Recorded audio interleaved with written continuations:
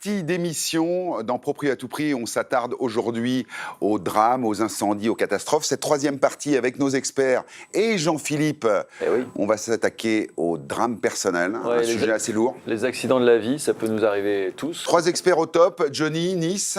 Enchanté, la plus belle ville de France. Oui, ah voilà, d'accord, il commence direct. Voilà, on est Sabrina, Montpellier, bien évidemment. Vous la plus belle ville de France. Oui, mais pour ses coups de gueule, ses prises de position fermes et définitives. Et un nouveau. Jérémy qui est avec nous. Bonjour. Alors un petit coup de projecteur sur Jérémy qui a développé un concept itinérant d'agence immobilière qui est excellent. Une caravane qui se déplie et il va dans sa région prêcher la bonne parole, donner des conseils d'experts. Tout à fait. Alors aujourd'hui, c'est un nouveau concept. Oui. Au lieu d'ouvrir plusieurs agences n'importe où, je pense qu'il était primordial quand même d'aller à l'encontre des personnes, des clients, des personnes qui se trouvent en milieu rural. C'est un peu le bibliobus, tu sais, pour ceux qui n'ont pas de médiathèque. C'est le truck IMO. Voilà, exactement. C'est le truck IMO. Tout à fait. Donc c'est un système de caravane rétractable qui aujourd'hui, avec un beau covering, avec pas mal de matériel, on peut aller où on veut, quand on veut. C'est-à-dire que le samedi matin... On peut faire une prise de sang en même temps. Ouais, c'est ça, on peut tout faire. Il y a une cuisine, je peux vous faire à manger, il y a tout ce qu'il faut. Et t'es du côté de Bourges. Tout à fait, c'est ça. De Bourges. Les drames personnels, après cette belle présentation, effectivement, c'est un sujet qui nous touche tous, la maladie, les divorces, les accidents de la vie. Les licenciements. Les licenciements. C'est des sujets qui sont assez graves, qui vous touchent certainement soit de près, soit de loin. On a voulu s'y attarder aujourd'hui. Et pour rien vous cacher, parmi nos consultants, nous avons Anita Porcaro, à qui il est arrivé une histoire un peu difficile. On a été lui faire une petite visite pour qu'elle nous raconte son histoire. Regardez. L'accident est arrivé un samedi soir. Je me souviens juste avoir dit j'ai mal à la tête. Et je me suis écroulée. Je me suis réveillée 5 jours plus tard. À l'hôpital, en réanimation. D'un coup, tout s'arrête. Quel que soit votre état de santé, les impôts, l'URSSAF, les loyers, en fait, toutes les charges continuent à courir. Et les problèmes arrivent aussi financiers derrière. Puis, en fait, on se rend compte que en un quart de seconde, tout peut s'écrouler. Ah oui. Alors on vous rassure les amis, Anita s'est sortie de cette mésaventure, de cette catastrophe de vie. Elle est très bien, elle est dans le sud, elle est une de nos expertes à Cannes. Johnny, qu'est-ce que tu en penses de cette situation ? C'est compliqué parce que c'est une spirale où tous les frais augmentent et c'est...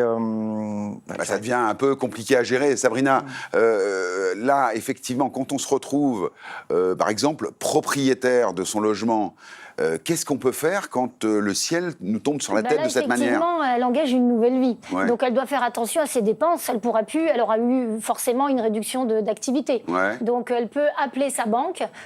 Il existe des assurances quand on fait un crédit en cas de maladie. Donc la mensualité va être suspendue. D'accord. Suspendu, pris en charge ? Pris en charge selon le type d'invalidité. Après, c'est des contrats, c'est bien les banques. Il faut bien regarder ces contrats d'assurance. Et c'est vrai que quand on achète une maison, on se dit ça ne m'arrivera pas et tout. Et on cherche surtout la moins chère d'assurance, parce qu'on a déjà des traites. Et c'est un pourcentage. C'est très important de ne pas faire l'impasse sur une bonne assurance quand on engage un crédit. Parce que, en effet, quand tout d'un coup, il n'y a plus d'argent, alors c'est vrai pour toute la consommation de la famille, mais c'est souvent le plus gros poste de dépenses d'une famille, le remboursement. C'est le plus gros poste. C'est le plus gros poste, donc il faut vraiment être assuré contre ça. Et c'est d'ailleurs le plus gros poste quand on est propriétaire avec sa mensualité, mais c'est également le plus gros poste quand on est locataire. Et alors là, quand ça arrive et qu'on est locataire, que tout d'un coup, plus de travail, on est bloqué chez soi, qu'est-ce qu'on peut faire, Jérémy, alors du coup ? On a des mêmes aides que le propriétaire, on va appeler sa banque pour stopper une mensualité, pour échelonner, tout simplement. Après, il y a des aides sociales, comme des associations, l'Abbé Pierre. On a des aides juridiques, comme un médiateur, pour aider aussi à trouver une solution en cas de problème avec un propriétaire si on n'arrive pas à payer le logement. Mais quand je suis malade et que je me retrouve tout seul chez moi, il y a aussi tout ce qui est hospitalisation à domicile. En fait, il y a une collectivité. Il faut regarder les collectivités collectivité. Et la plus proche, c'est la mairie.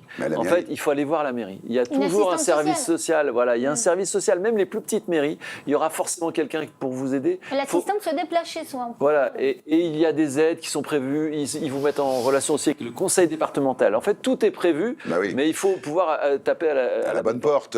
Johnny, est-ce que dans ta carrière, tu as eu des drames de clients de cette nature et tu les as aidés? Parce que là aussi, le professionnel de l'immobilier, on a eu un drame où c'est un ami proche où sa maison a brûlé. Ah oui? Sa maison a brûlé. Il était parti en vacances et en même temps, on l'appelle pour lui dire que sa maison brûle. Ah oui, c'est chose extraordinaire. Donc lui, il a l'impression que c'est une blague. Sauf que quand il revient, 90% de sa maison a brûlé. Ah oui. Et là, c'est un parcours du combattant qui arrive. Qui a commencé parce que du coup, il est obligé d'attendre que l'assureur fasse l'expertise qui a pris plus d'un an. Et là, il est toujours en procès 6 ans après. 6 ans après, parce que du coup, l'assureur attaque les pompiers pour mauvais travail et les pompiers attaquent la mairie car il n'y avait pas de pression d'eau. Ah bah super. Et donc, il a pu rembourser sa maison. Et le dindon de la farce, c'est ton ami. Ton ami, il attend toujours l'indemnisation. Mais par contre, ils ont quand même payé la reconstruction de la maison. Mais il habite où donc il habite sur Villefranche-sur-Mer. D'accord, mais maintenant, il habite... Alors, ce qui est très bien, c'est quand même l'assurance a pris pendant plus de 28 mois le relogement. Donc, il a été par contre dans le même style. Il avait une maison à T4, ils l'ont relogé dans un T4. Ah bah voilà, donc les assurances, quand même, on les critique souvent, mais ils ont, dans ton cas, joué leur rôle. Je joue à 50%. Bon, ce qui est terrible, c'est que le drame s'ajoute au drame. Que ce soit un incendie où on a déjà perdu toutes nos affaires personnelles, et en plus, après, on a des problèmes d'argent. Mais c'est pareil pour la maladie. On a déjà du mal à lutter contre une maladie, et en plus, il faut lutter contre les créances. C'est un engrenage. Et le problème, c'est que le réflexe, c'est parfois de faire l'autruche. Et il ne faut jamais faire l'autruche. En fait, il faut toujours appeler les futurs créanciers en disant, voilà, je vous préviens. C'est ça, exactement. Toujours. C'est vrai. Mais alors, Jérémy, on va replonger un peu dans une histoire, je dirais, qui te touche de près, puisque tu as été le témoin d'un drame d'un couple. On les écoute et on en parle tout de suite après. Mon mari était militaire à l'armée. En 2010, ça s'est détecté sa maladie depuis son AVC et depuis sa maladie de Steiner, il ne peut plus travailler. Maintenant, on est obligé de déménager, surtout pour monsieur. Moi, je veux surtout une maison à plein pied pour monsieur parce qu'il ne peut plus monter. Quelles sont les aides aujourd'hui concrètement pour vous c'est aider la au quotidien? MDPH, le Téléthon. Et puis des aides à domicile pour le faire laver. J'aimerais beaucoup plus d'aide pour monsieur, surtout. Aujourd'hui, un manque d'aide cruel. Oui, voilà, c'est ça, oui. D'accord.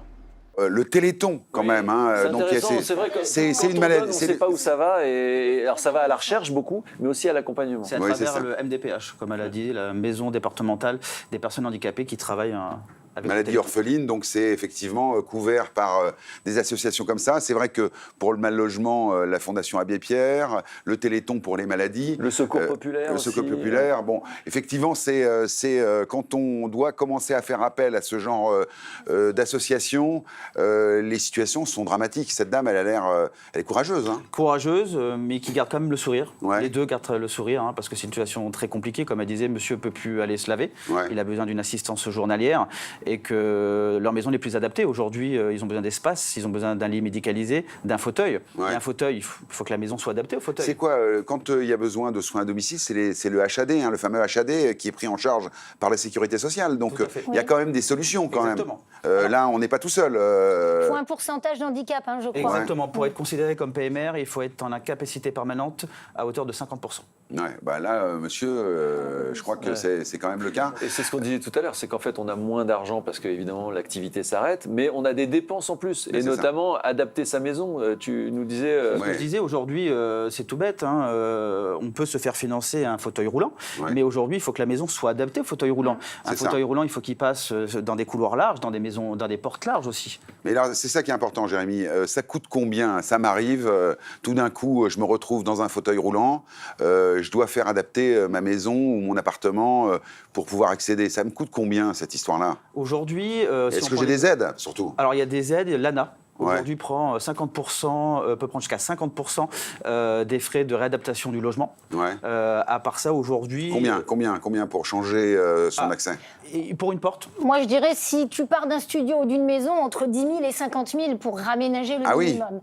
C'est un minimum. On doit faire l'encadrement des portes à changer en 0,90, les couloirs de circulation d'1,50 m de diamètre.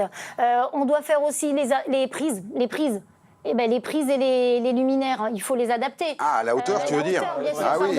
Les cuisines, il faut adapter au siège. Il y a beaucoup de travaux. Il faut savoir qu'il y a 10% des logements en France qui sont adaptés actuellement. Seulement? Vous dites 10%. Moi, dans ma région, on a la ville Menton, qui est la ville très connue pour les retraités. On est à 15%. 15%. Alors, faut savoir aussi qu'il y a des nouvelles normes quand même dans les bâtiments, dans le neuf, et que la plupart de l'accès aux bâtiments et aux nouvelles promotions sont prévus. C'est obligatoire maintenant. Alors, c'est obligatoire, oui, en vue d'un but locatif ou en vue pour un but de mise en vente. Mais il faut savoir qu'un primo-accédant qui veut construire sa maison neuve n'a aucune obligation. La maison neuve. Non, mais je parle des promotions des appartements.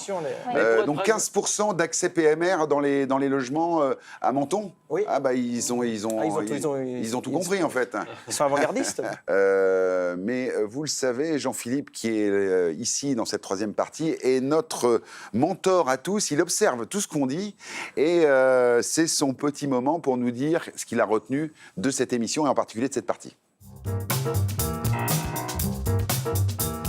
Toujours cet esprit jazzy.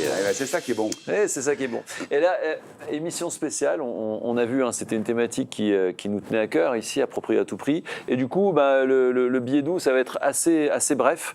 Aujourd'hui, en fait, il faut qu'on soit tous solidaires. On l'a vu, et ça, vraiment, renseignez-vous. Il y a toujours quelqu'un qui peut vous aider. Il y a toujours une collectivité, il y a toujours une association qui peut vous aider. Ne faites pas l'autruche. Si vous arrive un drame, tournez-vous vers ces personnes. Elles sont là pour ça. Et vous allez découvrir, parfois c'est un peu le cadeau caché, c'est-à-dire que derrière chaque drame, il y a un cadeau caché, et vous allez découvrir une humanité, un humanisme que vous ne pensiez pas trouver. Le resserrement des liens, des proches et des amis. Exactement, et vous allez voir vos vrais amis.